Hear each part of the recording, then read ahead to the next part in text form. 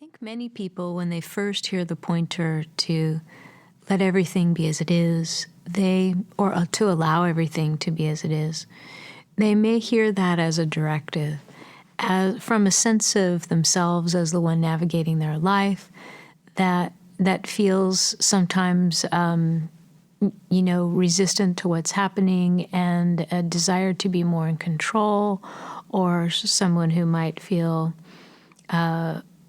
tense in their system, or anxious, or fearful, or nervous, or one of these qualities that may give us a sense of contraction physically and energetically. And you might get an image with this pointer, allow everything to be as it is, as a kind of invitation to, relax and to loosen and soften out of that sense of resistance and to open. And this can be a wonderful way of hearing this pointer, as though it might just kind of drop into your system suggestively. Like, remember, allow everything to be as it is. And it may kind of coax out of the center of experience that feeling of like, I don't want to allow, or I don't want it to be as it is. And it might just soften us or open us enough to where we may begin to have a different sense of what's happening, and to actually be able to connect with what's happening more intimately, because there's not that barrier of guardedness or resistance or pushing away. So that stance of pushing away, as we allow, begins to soften, and we experience what's happening differently, which changes our understanding of the situation, and of how our own inner atmosphere might be able to harmonize or come more into alignment with what's happening, even if it can be difficult.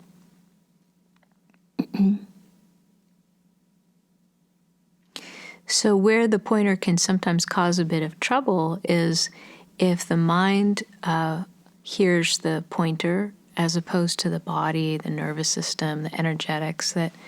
are invited to simply allow. But if the mind feels like, it's in resistance, and then it's supposed to also be allowing what is, then often the mind is already putting so much energy into the fight that it really doesn't have a lot of spare cycles to come up to the capacity of allowing things, because it vehemently is invested in not allowing them.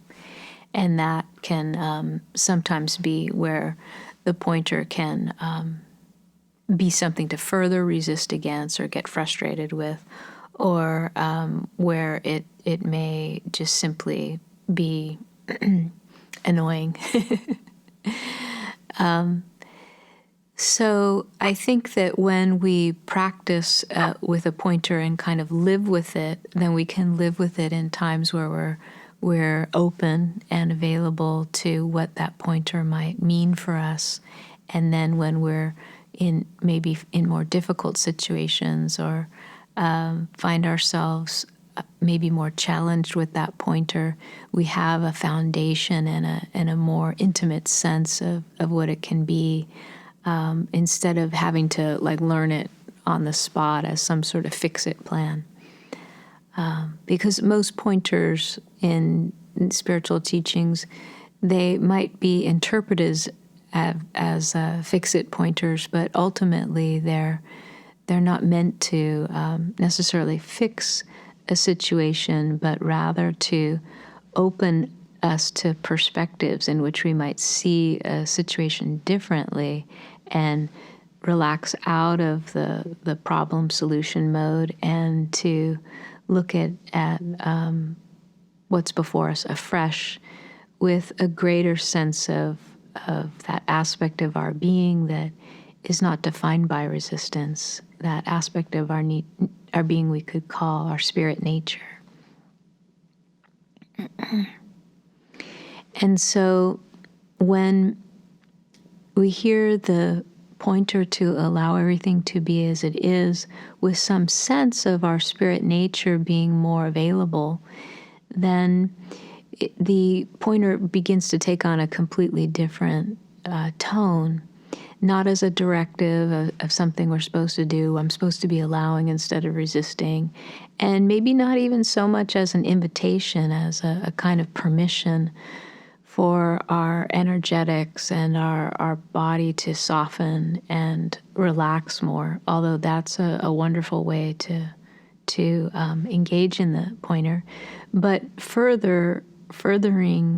this pointer into the realm of a more strong sense of our nature as spirit, this pointer to allow everything to be as it is a way of furthering that sense of ourselves that is always and already available to exactly what's presenting, that is always bearing witness to what's happening without preference, without wanting or needing it to be different. It may be even that seeing notices in our human experience that, you know what, I really wish it was different and I don't like what's happening. But these two perspectives can coexist, where there's something that's actually not fighting what's happening, even if it's noticing the fight, and even if it's noticing the presence of resistance or pushing away, often pushing away to cling or grasp and hold on to the hopes of a better experience. So when one has that more foundational sense of their spirit nature, there may be a recognition that when you look through the eyes of spirit or listen from the sense of your spirit nature that is always and ever receiving and available and allowing, there is a greater sense that very nature could be described as that which is always and ever allowing things to be as they are, because it's incapable of resisting or denying what is. And so that very perspective and that very aspect of what we are, that's always and ever allowing, can be invited forward into our experience when we contemplate and really sense what actually is it to allow everything to be. To allow everything to be could be said to be interpreted as to allow that which is already in alignment with what is to come forward in our experience. And so sometimes when people are engaging that pointer to allow everything to be as it is, or to let everything be as it is, they're actually discovering what is it that's already present, that is not in resistance to what's happening. And so this is a good inquiry to live with. What is it in my experience? What perspective is